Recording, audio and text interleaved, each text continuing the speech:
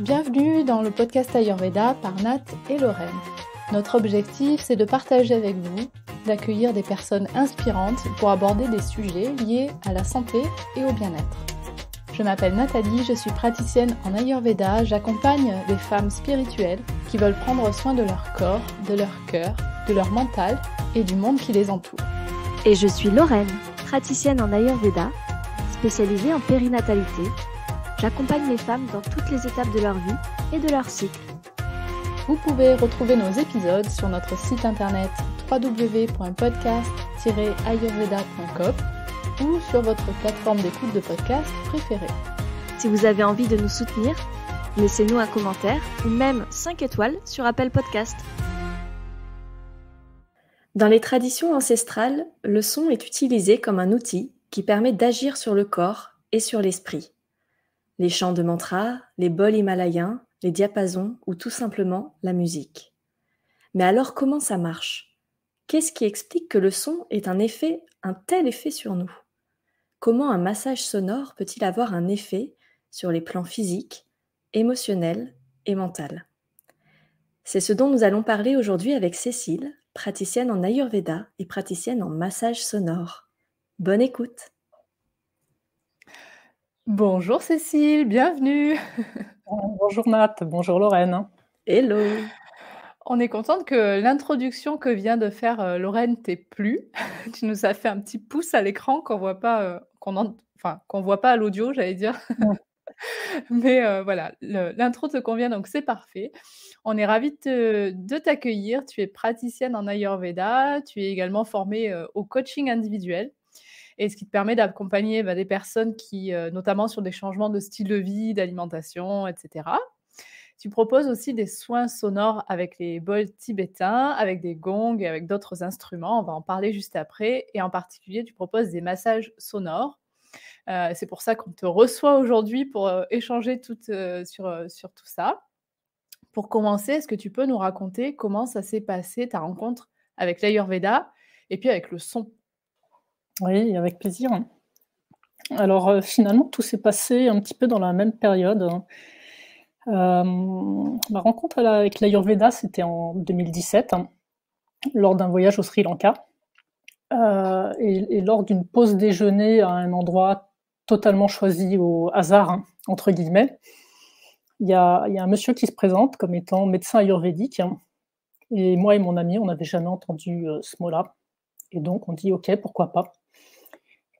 Et cet homme donc fait la consultation ayurvédique comme on la connaît quand on connaît l'Ayurveda, c'est-à-dire prise de pouls avec les 3 doigts, regarder l'œil, la langue, poser quelques questions et très rapidement il fait un topo général sur mon état de santé qui match comme s'il avait eu accès à mon dossier médical.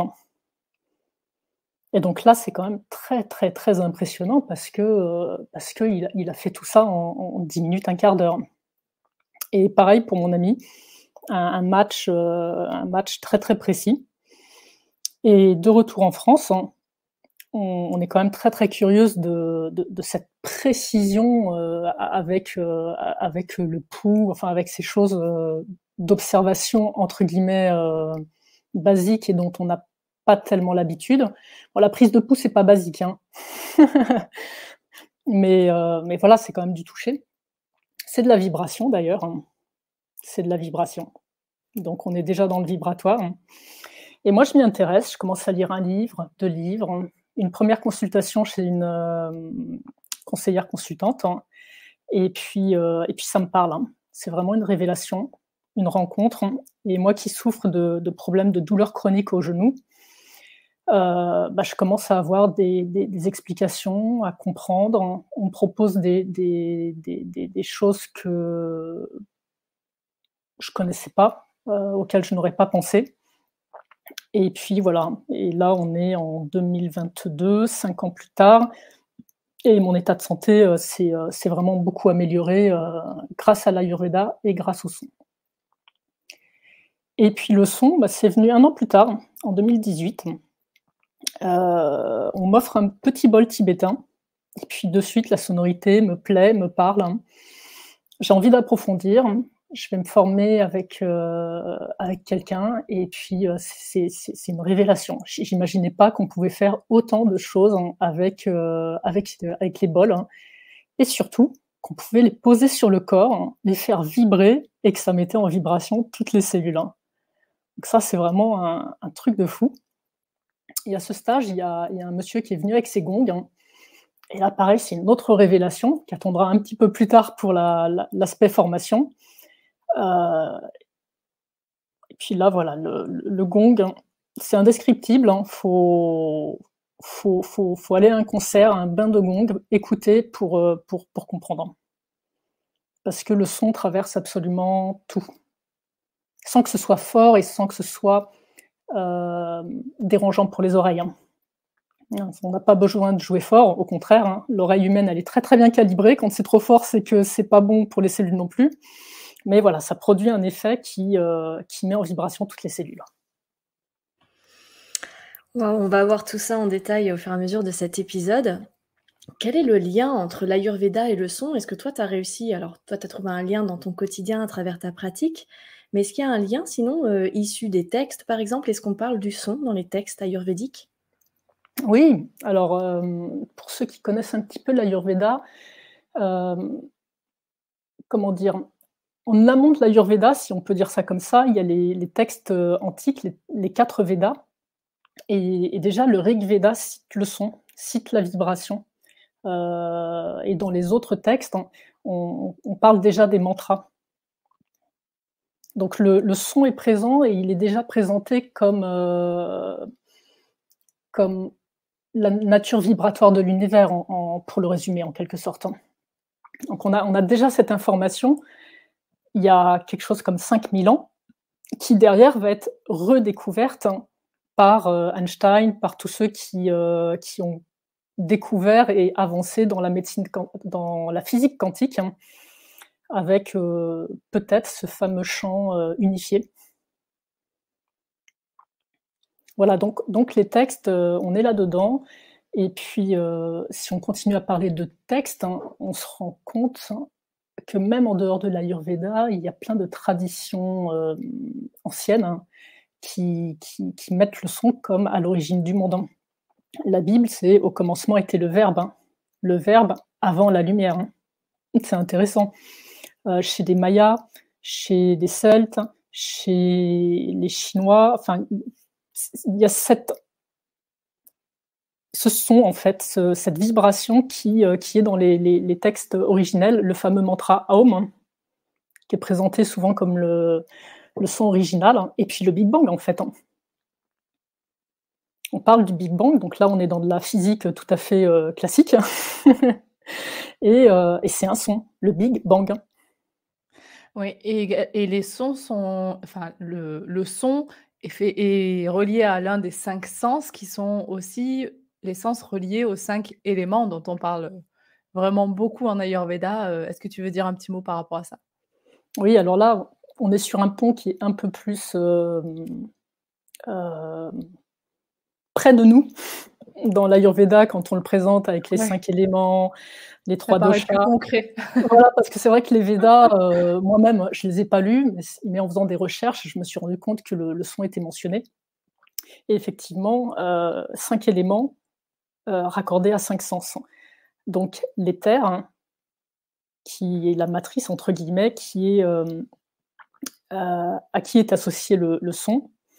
Et puis bon, pour le toucher, on est sur l'élément vent. Pour la vue, on est sur l'élément feu.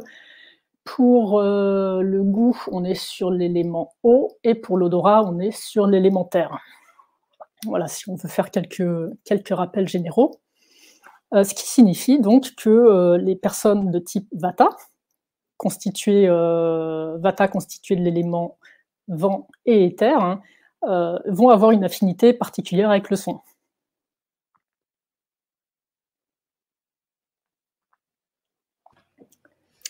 Ok.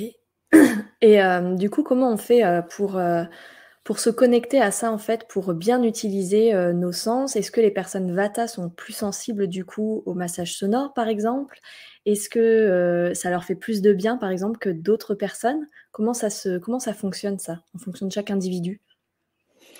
Alors, ce que j'ai observé, c'est que, globalement, oui, les personnes Vata ont une sensibilité, au son. Il va falloir jouer de façon plus douce, heu, plus douce à la fois dans l'enchaînement des sons, plus doux dans le volume.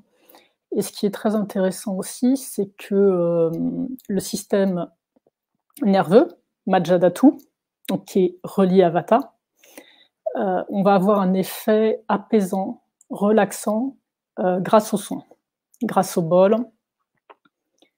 Voilà la corrélation. Après, le son, il va bénéficier à tout le monde parce que,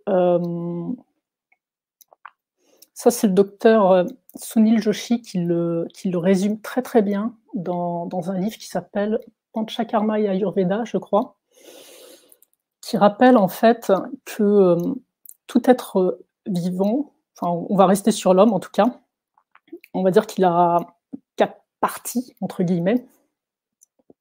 Atma, qu'on peut appeler, mmh, la conscience, enfin qui est reliée à la conscience universelle, hein, qui est la partie, âme entre guillemets. Il va avoir Manas, le mental, le siège, des pensées en particulier. Et puis la connexion à l'extérieur, elle va se faire par les 5 sens. Et le 4e élément, c'est le corps. Et Manas, en fait, il va faire le pont entre, notre partie de sagesse, de conscience reliée à la conscience universelle. Donc il va faire le lien entre cette partie-là et puis le monde extérieur, le monde visible. Et pour rester en bonne santé, il est super important, il est même fondamental que Manas reste équilibré et même sattvik. Pour ceux qui sont un peu plus avancés dans les termes ayurvédiques, donc on a sattva, rajas et tamas. Donc rajas qui est plus l'agitation, le mouvement, et tamas dans le sens une partie fin de cycle qui est utile. On a besoin de rajas et tamas, mais dans les justes proportions. Et on a besoin de rester connecté à ce dont on a besoin. Et on a besoin de garder manas, donc le mental, à l'équilibre. Et pour le garder à l'équilibre, on a les 5 sens qui vont nourrir notre esprit. On comprend très bien qu'on va nourrir notre corps avec ce qu'on mange, avec ce qu'on boit. Et puis on va faire des détox. Là, au moment où on enregistre, c'est le printemps, donc on a passé Pâques, le carême, et c'est la période des détox. Et souvent, dans nos sociétés occidentales, on oublie l'importance du mental et avec quoi on le nourrit, avec quoi on le nettoie. Donc, bien sûr, il y a la méditation, ce qui concerne les pensées, mais tous nos 5 sens vont nourrir le mental. Et donc, si on a des stimuli extérieurs non appropriés, qui peuvent être excessifs, donc typiquement du bruit trop fort, pour rester sur le son, insuffisant, donc si on est plongé dans un total silence avec interdiction de parler, ce qui peut être utilisé comme technique de torture, les privations sensorielles, ou alors des stimuli qui ne sont pas appropriés. Bon, voilà, on est sur des exemples qui existent, comme la bande originale de la torture à Guantanamo, où on passait aux détenus des bandes son donc très très fortes avec des tronçonneuses, des cris de bébés, des hurlements, enfin bon, en tout genre. Clairement, on détruit les personnes avec ça, sans leur infliger de torture physique. Donc le son, mauvaise utilisation du son peut être néfaste.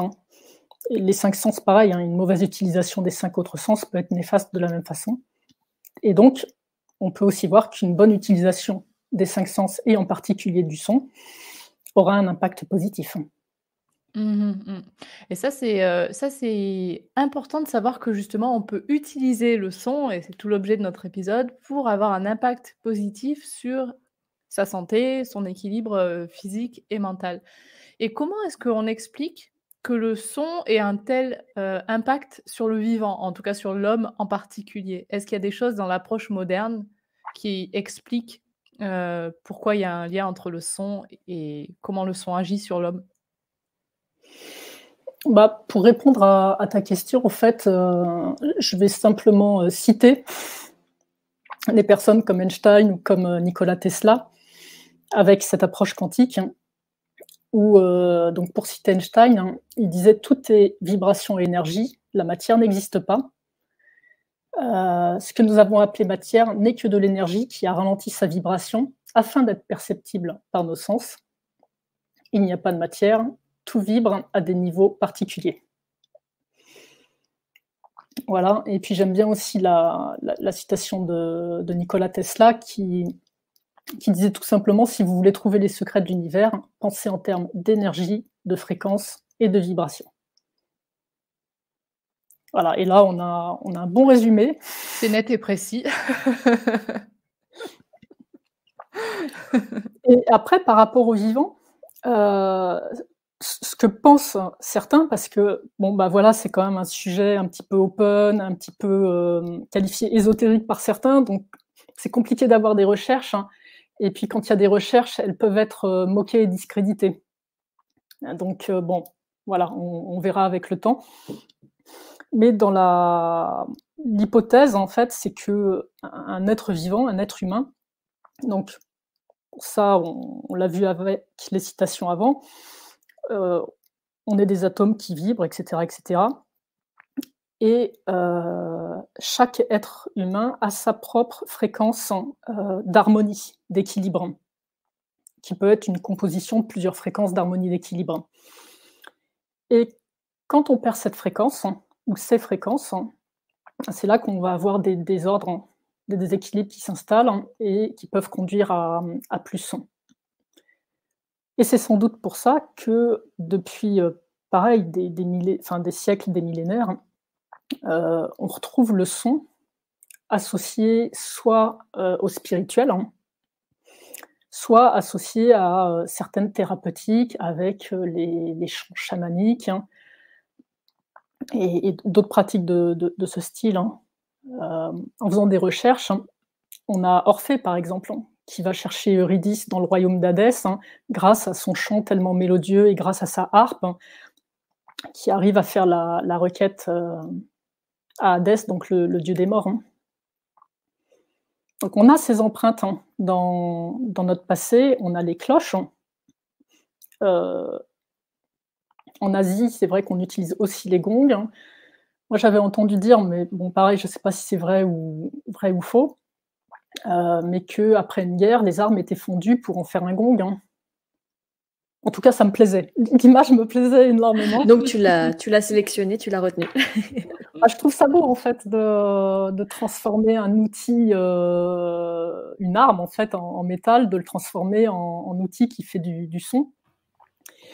Et un autre voyage en Birmanie, où ils sont donc très, très, très bouddhistes. Ils ont quelque chose que je trouve juste fabuleux, et peut-être qu'on l'a eu en Occident avec les cloches, mais c'est que quand on fait des prières ou quand on récite des mantras, on sonne un gong. Il y a des gongs dans les temples, et comme ça propage la bonne énergie à tous ceux qui entendent le son. Alors je trouve ça beau. Je trouve ça beau de partager cette énergie positive de prière ou de mantra avec tout le monde, juste en sonnant un gong et en disant voilà, comme ça, tous ceux qui entendent, y compris les animaux, en profitent. Oui. Et si j'ai bien compris ce que tu disais que donc chaque être humain a sa propre harmonie, sa propre musique en fait, que lorsqu'il y a un déséquilibre, que ce soit physique ou mental, ça peut être justement parce que l'être a perdu sa symphonie intérieure entre guillemets, et que donc tout l'objectif de la sonologie, donc, c'est d'utiliser le son pour rétablir cette harmonie intérieure. Est-ce que c'est bien ça? Oui, c'est ça. OK. C'est ça. Alors, on a des instruments fabuleux qui sont donc les gongs, qui donnent une multitude de fréquences et d'harmoniques. Les bols aussi, qui sont très, très riches. Par rapport à nos instruments qu'on connaît plus, comme un piano, comme une guitare, le piano, on sonne la note, on a la note qui est assez précise, la guitare aussi. Alors après, on joue les accords, et puis la fréquence, elle disparaît pas d'un coup, donc tout ça, ça se marie, ça fait quelque chose. Mais c'est vrai que quand on regarde avec des petites applications qu'on peut télécharger sur smartphone, les fréquences émises par un instrument, il y a un spectre juste fantastique avec les bols en métal, parce que les bols de cristal, eux, ils sont calibrés pour une fréquence donnée hyper précise. Donc vraiment les bols himalayens, parce que en France, on a l'habitude de les appeler les bols tibétains, mais si on va en Inde, ils vont nous dire on les fabrique aussi en Inde du Nord, on les fabrique aussi au Népal, donc appelons-les bols himalayens. Et ces bols, voilà, ils dégagent plein de fréquences, et alors les gongs, encore plus de fréquences. Et il y a un homme qui s'appelle Fabien Maman, qui était guitariste de bossa nova professionnel, qui commence à être un peu âgé, mais qui est toujours en vie, je crois, qui par hasard a découvert l'effet du son sur le corps. Et il a modélisé tout ça, il a fait plein d'expériences, il a pris des photos de cellules en fonction de différents instruments joués, que ce soit des xylophones, des guitares, des gongs, et de la voix humaine. On l'oublie, mais on a un instrument qui est là à notre disposition, qui est la voix. Et en utilisant tout ce que je viens de citer, on redonne des fréquences au corps. Et le corps, les organes, ils vont prendre ce qui leur manque. Et ce qui est très très intéressant quand je fais des massages sonores, c'est que le bol, déjà, si je le passe au-dessus de la personne à 20 cm, au-dessus d'elle, le son, je peux l'entendre qui va changer éventuellement. Soit la note, soit le vibrato. Donc là, ça m'indique qu'il y a quelque chose qui n'est pas équilibré. Et donc, je vais pouvoir insister avec le bol jusqu'à ce que le son soit homogène par rapport à avant-après. Et puis, en posant le bol carrément sur le dos souvent, parce que c'est toujours intéressant, c'est toujours une super expérience de sentir un bol vibrer sur le sacrum ou sur le dos. Il y a des endroits où carrément le bol va absorber et où ça va même être difficile pour le faire chanter. Et à un moment donné, il va chanter. Et là, pour moi, c'est l'indication que ça y est, le corps, il a reçu ce qui lui manquait et je peux passer à une autre zone. Et du coup, quand tu vas repasser, par exemple, sur cette zone-là, ça sera complètement harmonieux au niveau du son. Tu ne sentiras pas de différence, comme tu disais, dans le vibrato ou dans le son du bol, quoi. Oui, c'est ça. Tu sais que c'est rééquilibré. Oui, c'est ça. De toute façon, à la fin d'un soin, je repasse toujours partout pour être sûre. Et éventuellement, quand il y a des endroits qui résistent, je peux associer des diapasons. Des diapasons qui sont, en l'occurrence, là, qui sont réglés sur des chakras. Est-ce que justement, tu nous as cité plusieurs instruments donc, que toi tu utilises, il y a les gongs, les diapasons, les bols, peut-être la voix, je ne sais pas si tu utilises la voix, mais est-ce qu'ils ont tous leur particularité pour traiter ou pour aider certains mots ou ils ont tous un peu la même fonction et du coup c'est la combinaison de chacun qui permet d'agir? Sur un massage sonore, la façon dont j'ai appris, et il y a vraiment plein de façons parce que selon les traditions des différents pays, même des différents villages, en Inde, c'est incroyable, il y a plein de techniques différentes. Mais la façon dont j'ai appris, moi j'utilise des bols donc himalayens, qui sont faits de métal, que je pose sur le corps, que je fais glisser sur le corps, même le long des jambes, à l'arrière des jambes. Et comme ça, il y a vraiment la vibration qui est au contact. C'est pas le son qui me parvient à 1 mètre de distance, c'est vraiment, je sens le son. Et éventuellement, je vais associer des diapasons, où ça peut être un soin complètement à part, parce que cet homme dont j'ai parlé avant, Fabien Maman, il avait été formé à la médecine chinoise, donc acupuncture, et un jour il a utilisé diapason sur un point d'acupuncture pour un enfant. En fait, c'était un point qui était super douloureux, même pour un adulte c'était douloureux, Et il s'est dit: «Non mais là quand même, enfant, je vais pas lui faire ça». Et il a eu l'inspiration d'aller chercher son diapason et incroyable, ça marchait. Donc après, lui, il a fait ses recherches là-dessus. Alors, en Ayurveda, on a les points marma et ça suit les nadis, en fait, hein.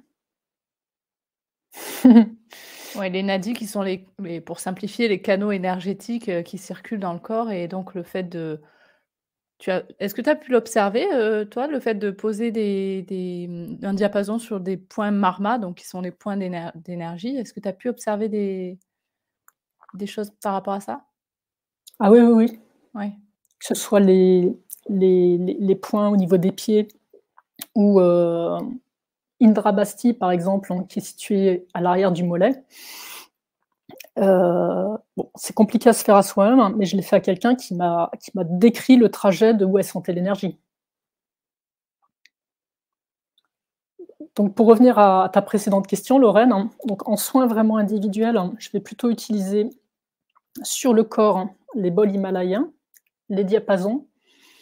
Et après, en ambiance, pour terminer, pour harmoniser, je vais utiliser un petit gong, hein, et aussi un petit carillon. Les carillons koshi, certains connaissent, hein, c'est fait avec du bambou autour, ça résonne,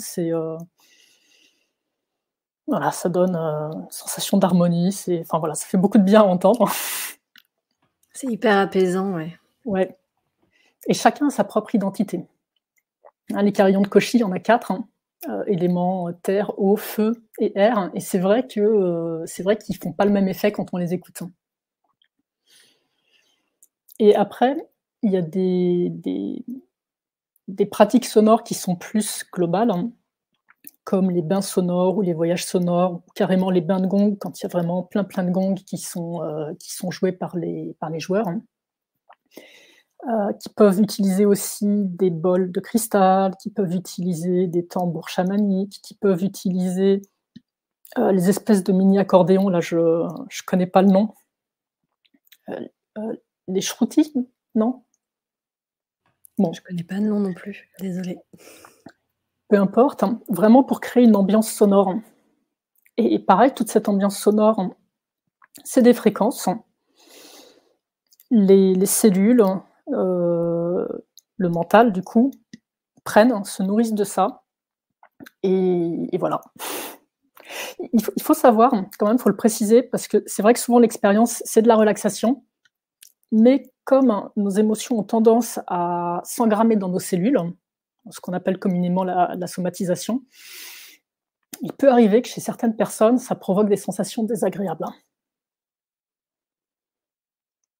Et là, voilà, faut pas crisper, juste observer, accueillir, se détendre, c'est un nettoyage qui se passe. Et souvent un nettoyage émotionnel. Mmh. Et donc ce nettoyage, ça fait partie des bienfaits qu'on peut recevoir, grâce aux soins sonores. Est-ce qu'il y a d'autres types de bienfaits? Dans quel cas on peut utiliser la sonologie? Pour se détendre, déjà la détente, la relaxation, ça je l'ai vraiment beaucoup observé en 2020 avec les différents confinements et certaines personnes qui ont pu être beaucoup stressées par la situation économique, au départ, qui était, c'était le trou noir pour certaines personnes, donc beaucoup de stress. Un effet antalgique, donc ça moi je l'ai expérimenté par rapport aux problèmes de santé que j'ai au niveau du genou et je l'ai observé chez d'autres personnes, donc avec principalement gong, bol et diapason, ce qui sont mes 3 outils majeurs. Nettoyage énergétique. J'ai la chance d'avoir une amie qui est hyper sensible sur les différents corps énergétiques et donc je lui avais demandé si je pouvais expérimenter certaines choses avec elle. Elle t'a servi de cobaye. Bon, après, on était dans un cadre, je savais ce que je faisais quand même, mais c'était vraiment pour avoir une finesse que moi j'ai pas forcément. Et voilà, elle a senti ses auras complètement nettoyées. Nettoyage émotionnel, donc oui, ça peut faire remonter certaines choses émotionnelles qui sont engrammées dans les cellules. Et on en parlait juste avant de débuter l'enregistrement, donc on a des chats à la maison. Et les chats aiment beaucoup. Moi, au départ, avec les gongs, je pensais qu'ils fuiraient le salon. Absolument pas, ils restent. Je fais du diapason aux 2 chats. Alors il y en a un, ça le détend, ça le fait ronronner, et la deuxième, qui a des problèmes de gingivite dont on n'arrive pas à se débarrasser, elle va chercher vraiment la vibration au niveau de ses mâchoires. Donc elle s'approche, quand tu dis elle va chercher, elle va s'approcher au niveau vraiment du diapason et presque le mettre au niveau de sa mâchoire, c'est ça? Ah oui, c'est carrément ça. Ah, c'est fou. C'est Ah, ça, c'est quand incroyable. je fais sonner le diapason, elle l'entend et elle vient. Donc voilà, il y a manière de l'attirer quand il y a besoin avec la pâtée. Ça, c'est un son qu'elle reconnaît, la gamelle. Mais le diapason, elle l'entend, elle dit: «Ah, ça m'intéresse, j'y vais». Et elle a Excellent. été opérée il y a pas très longtemps et je lui ai posé un petit bol, adapté à sa taille évidemment, et j'avais mis une ventouse, hein, pour que le poids ne lui pèse pas trop, et elle est restée. Elle a pris la vibration du bol. Tu sais, j'ai un exemple inverse à la maison. Lionel joue du saxophone et mes chattes ont horreur du son du C'est pas très saxophone. sympa pour Lionel. Et en fait, ce qui est marrant, c'est qu'en fait, elles ont associé l'instrument au son qu'il fait, et donc lorsque Lionel, il prend le saxophone dans sa main, elles sont déjà en train de partir en courant, tu vois? Mais c'est un autre exemple, tu vois, qui montre qu'en fait, on a vraiment autant le son peut être, bénéfique pour nous, mais autant, dans certains cas, ça peut être, le contraire, et donc bah, le vivant est bien fait que lorsqu'il y a quelque chose qui ne nous convient pas, on va Ouais. on va s'en extraire, quoi. Bah, j'ai un des 2 chats quand, donc moi j'utilise aussi ma voix pour, pour harmoniser, pour lâcher des choses, hein, et quand je vais vraiment dans les graves, hein, j'ai un chat, il a horreur de ça, et il s'en va. Donc les gongs, ça passe, les bols, Ouais. ça passe, mais alors, la voix dans les graves, ça passe pas. Et d'ailleurs, est-ce qu'il y a des contre-indications à utiliser le son Oui, alors il y en a comme quand même outil quelques-unes, hein. thérapeutique? Déjà, en tout cas pour les bols, hein, et encore plus pour les gongs, hein, on dit que c'est des amplificateurs, hein. Des amplificateurs à émotion, à intention, à énergie. D'ailleurs, ce sont des vibrations, hein. Nos pensées ont des empreintes énergétiques, hein. Donc, on ne joue pas du gong si on est en colère pour se défouler, surtout pas. On va trouver autre chose, mais après, quand on sera revenu bien calme. Donc ça, c'est une contre-indication quand soi-même on n'est pas bien, on n'utilise pas ces amplis pour répandre le pas bien autour de soi. Ensuite, certaines maladies neurologiques, alors les personnes épileptiques, on va éviter. Des personnes qui ont des stimulateurs, que ce soit des stimulateurs cérébraux ou des stimulateurs cardiaques, parce qu'avec la vibration, on peut clairement interférer. Quand on a des tiges métalliques, les personnes qui ont des broches, on va surtout pas poser un instrument à ce niveau-là, parce qu'avec la vibration, bah, ça va tout faire vibrer et là, ça va faire très mal, hein. D'ailleurs, les diapasons, avant les rayons X, étaient utilisés pour diagnostiquer les fractures. Et c'est encore utilisé dans certains pays où il y a pas tous ces appareils, hein. Pour les Oui, femmes enceintes? alors pour les femmes enceintes, avant le 3e mois, c'est pas enfin, moi On personnellement, évite. voilà, j'évite, hein, parce que, bah, ça fait des vibrations, donc voilà. Et ensuite une personne qui a plus de 3 mois, oui, on pourra, mais en format bain sonore, c'est-à-dire pas avec les bols posés sur elle, hein. Et voilà, le gong, j'ai entendu plusieurs choses, donc je sais pas.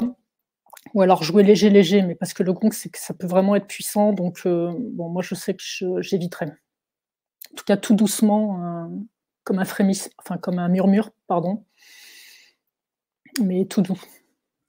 Mmh. OK. Si on a envie d'utiliser le son guérisseur, du coup, on peut aller, consulter, une praticienne comme toi qui pratique, les massages sonores, les bains sonores. Est-ce qu'il y a aussi des choses qu'on peut faire, qu'on peut mettre en place, de son côté? Des petites astuces, solo pour pratiquer, le son? Ouais, alors on a des choses toutes simples, hein, comme chanter, comme siffler. On peut aussi faire du chant, improvisé ou intuitif, hein, parce que ce qui est très intéressant, c'est que là, on va être directement lié avec ce qui a envie de sortir, hein.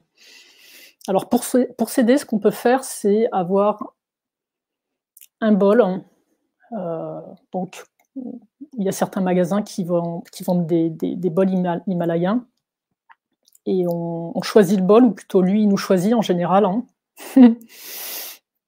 Et ensuite on le fait sonner, il nous donne une note, hein, et puis on peut improviser à partir de là. C'est souvent plus facile quand même pour faire du chant intuitif, hein. On peut réciter des mantras. Il y a déjà d'autres personnes, qui sont passées sur votre podcast je crois qu'il y avait Lilou, qui évoquait les bienfaits des mantras, qui sont en sanskrit, et cette langue ancienne, hein,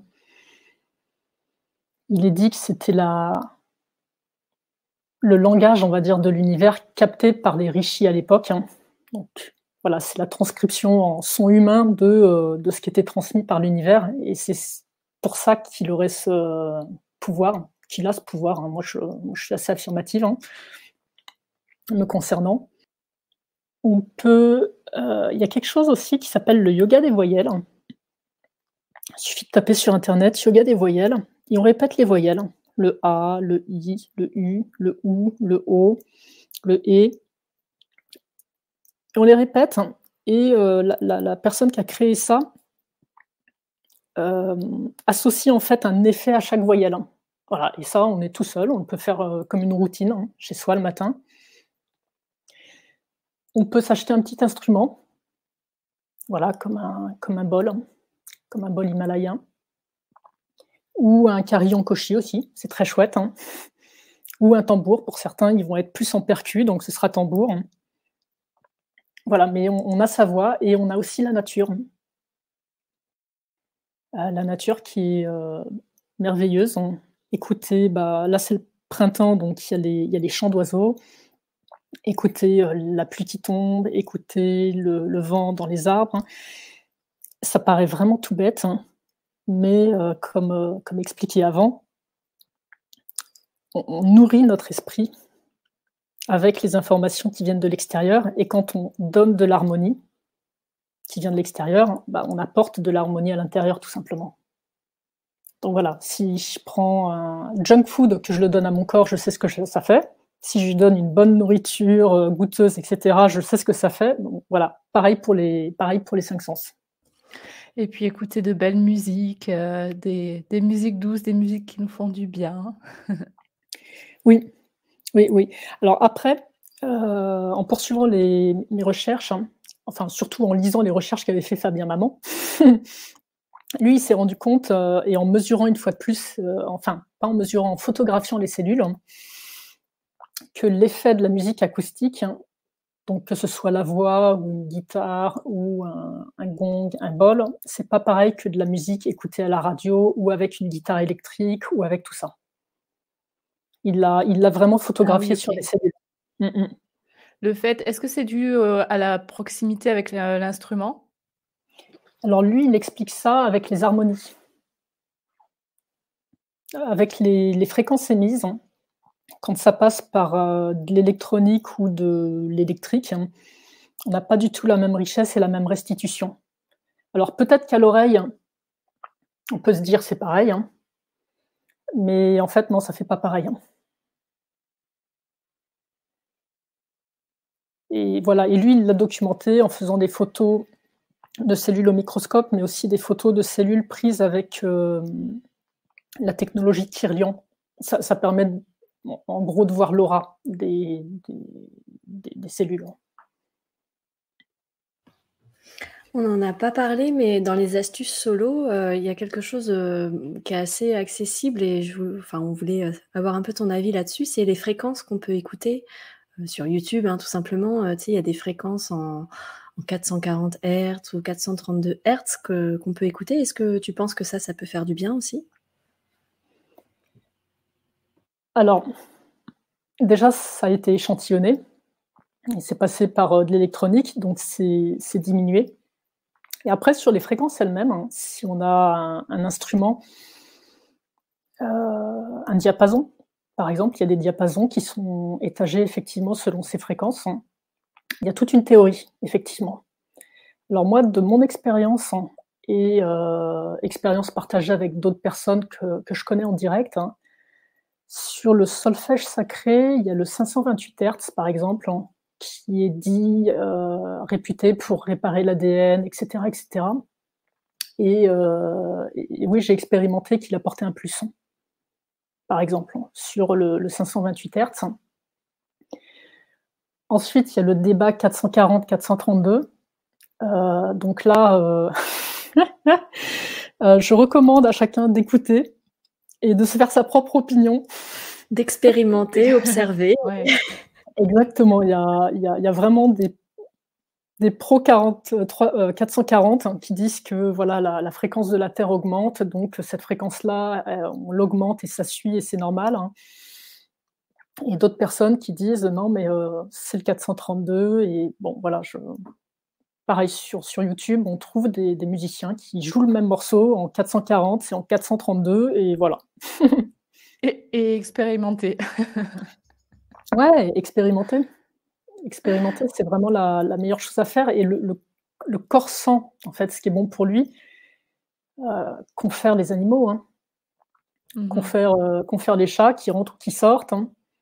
Je me souviens avec la personne qui nous apprenait le gong, donc on jouait dans une salle, il y avait un chien à l'extérieur qui était un peu vieux, donc il devait avoir de l'arthrose. Quand elle se mettait à jouer le gong, le chien, il venait contre la porte. Hein.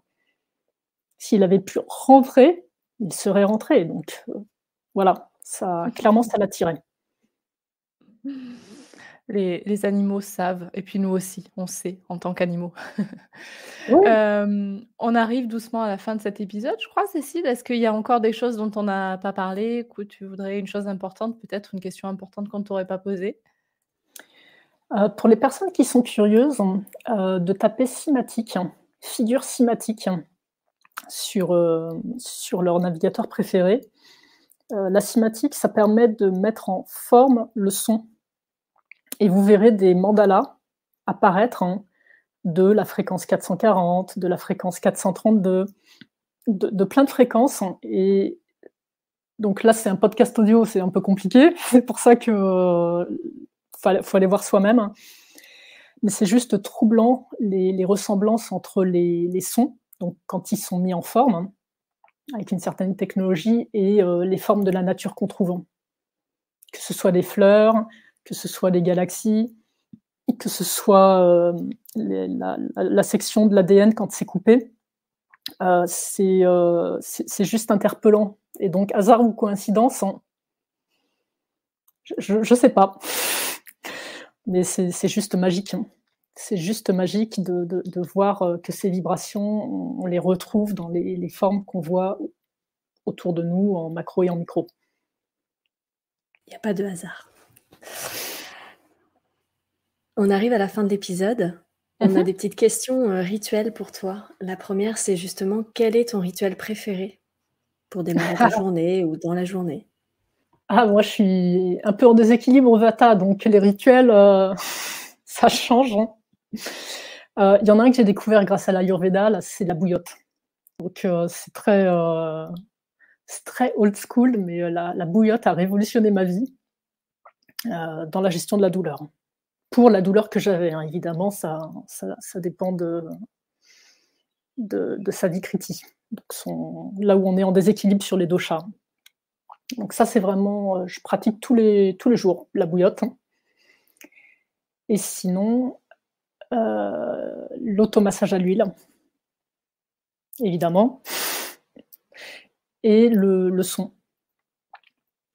Donc, soit jouer un peu de gong, soit utiliser un bol, soit faire le chant intuitif. Voilà, ça dépend des périodes après. C'est le petit côté Vata qui se réveille et qui aime bien changer. Et ben alors, la prochaine question va être peut-être un peu difficile pour toi, mais quels sont tes projets pour les prochaines semaines et prochains mois? Alors, j'ai déjà commencé en fait, à m'intéresser à l'odeur en fait. Donc c'est dans la continuité, finalement du son avec les 5 sens, puisque le médecin ayurvédique, du Sri Lanka, en soins à l'époque, il avait dit, il m'avait donné un mélange d'odeurs à respirer et à l'époque, j'avais pas trop compris, puis bon, j'avais porté un jugement peut-être un peu négatif là-dessus, avec mon mental brut, de l'époque et en fait non. Donc je m'intéresse vraiment à tout ce qui est odeur, aromathérapie et je trouve que c'est fabuleux. Ça nous permet aussi d'avoir accès aux plantes d'ici. Bon, avec l'effet huile essentielle, donc l'effet multiplié, comme très, très concentré. Voilà, c'est déjà pas mal comme projet. J'exclus pas de retourner en Inde, quand on y verra plus clair, à la fois pour, revivre l'expérience Panchakarma, pour continuer à retrouver l'équilibre, de mes doshas et aussi pour me former au yoga thérapeutique. Parce que j'ai souffert donc plusieurs années de douleurs chroniques, enfin voilà, 24 heures sur 24, et ce qui m'a manqué pendant toutes ces années, c'était quand même le mouvement parce que j'ai vraiment senti comment le mental et le corps sont liés et quand on met le corps en mouvement de certaines façons, comment ça alimente le mental et inversement. Et trouver des techniques à l'époque, les yogas moi que je trouvais, c'était des choses que je pouvais pas faire tellement j'étais, handicapée. Et voilà, c'est pour ça que j'ai envie de m'orienter vers ça, pour le proposer à des personnes, pareil, qui peuvent être très, très limitées, pour apporter un plus par le corps. Super, merci pour ces partages, sur tes projets. On a hâte que tu mettes tout ça en place. Ça sera hyper complémentaire, en fait, les uns avec les autres. Donc, vivement le massage sonore avec une diffusion d'huile essentielle, adaptée et on finit par du yoga thérapeutique. On est au top là. On est sur orbite, hein. Exactement. Notre dernière question sur l'épisode, c'est l'instant de gratitude. Qui aimerais-tu remercier ou de manière plus globale, qu'est-ce que tu aimerais remercier? Tous mes enseignants, tous les professeurs. Alors ceux, bon, je pense évidemment l'Ayurveda, les gongs, les bols, etc. Il y a aussi les personnes qu'on rencontre dans sa vie, qui n'ont pas l'étiquette enseignant et pourtant, qu'est-ce qu'ils nous apprennent, et d'une façon plus globale, plus générale, la vie. On a parlé quelquefois de hasard et de coïncidence, et je crois qu'il n'y en a pas. C'est mon avis personnel.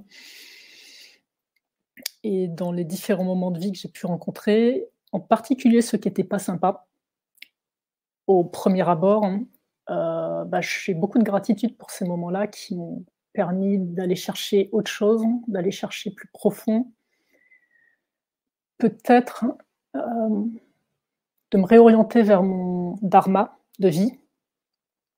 Et ça c'est très, très, très précieux. Donc une grosse gratitude, pour toutes ces choses-là. Merci beaucoup Cécile pour, tout ce que tu as partagé avec, nous et puis avec nos auditeurs dans cet épisode.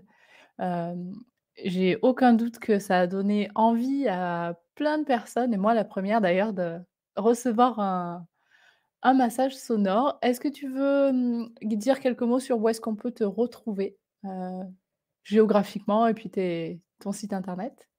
Oui, merci à toutes les 2, pour le podcast que vous proposez, que j'écoute très, très régulièrement et c'est toujours, une joie de découvrir des personnes, de découvrir leurs expériences et leurs partages. C'est vraiment super chouette. Ensuite, pour répondre à ta question, j'habite à Toulouse, donc on peut me retrouver à Toulouse et communes environnantes. Et le nom, on va dire, que j'ai donné à ce que je propose, c'est Chemin d'être. Donc chemin avec un S, D''ETRE. Et donc le site internet, c'est www.chemindêtre.com. Et voilà, je crois que j'ai tout dit. Super. On mettra de toute façon les coordonnées dans les notes de l'épisode. Et les gens qui souhaiteront et qui ne trouvent pas pourront nous contacter pour qu'on te mette en relation avec eux. Merci pour tout, Cécile. Merci à toutes les deux. À bientôt, Cécile. À très bientôt. Merci pour votre écoute. Si comme nous vous aimez cette idée de podcast sur l'Ayurveda, n'hésitez pas à nous encourager avec une note ou un commentaire sur votre plateforme d'écoute de podcast et bien sûr en vous abonnant au podcast. Vous pouvez nous retrouver sur notre site internet www.podcast-ayurveda.com ou sur notre page Facebook Podcast Ayurveda par Nat et Lorraine. À très bientôt!